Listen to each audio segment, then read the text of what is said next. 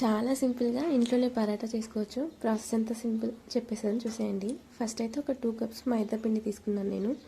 అందులోనే 1 స్పూన్ చక్కెర, ఒక 4 టేబుల్ స్పూన్స్ వరకు పెరుగు, ఇంకా కొద్దిగా ఆయిల్, టేస్ట్కి సరిపడా సాల్ట్ వేసుకున్నాను. అందులోనే మనం చపాతీ పిండి కలుపుతాం కదా, వాటర్ యాడ్ చేస్తూ అలా వాటర్ యాడ్ చేస్తూ కలిపి ఒక 20 మినిట్స్ వరకు పక్కన పెట్టేసుకోవాలి. ఆ తర్వాత 20 మినిట్స్ తర్వాత పిండిని మనం ఎంత పిండి తీసుకున్నామో దాన్ని ఈక్వల్ బాల్స్ లాగా కొంచెం పెద్దగానే తీసుకోవాలి. నేను ఇక్కడ 4 బాల్స్ లాగా తీసుకున్నాను. అలా మనం తీసుకున్న బాల్స్ ని చపాతీ చేస్తాం కదా, సేమ్ అలానే చపాతీలా చేసుకొని ఆ తర్వాత పైన కొంచెం ఆయిల్ అప్లై చేసి పొడి పిండి ఉంటుంది కదా, మైదా పిండి, అది యాడ్ చేసుకొని చూపిస్తున్నాను కదా, ఇలా కట్ చేసుకోవాలి. నేను ఇంకా నార్మల్గా స్పూన్ యూజ్ చేశాను. మీ దగ్గర పిజ్జా కట్టర్ ఉంటే దాంతో కట్ చేసేయండి.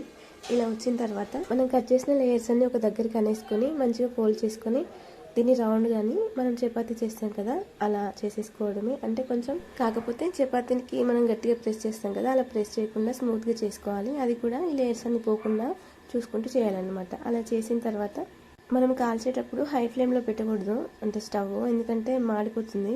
ఇప్పుడు లో ఫ్లేమ్లో పెట్టినా కూడా గట్టిగా అయిపోతుంది. అలా కాకుండా కొంచెం మీడియం ఫ్లేమ్లో పెట్టేసి మంచిగా కాలిస్తే ఇలా వస్తాయి.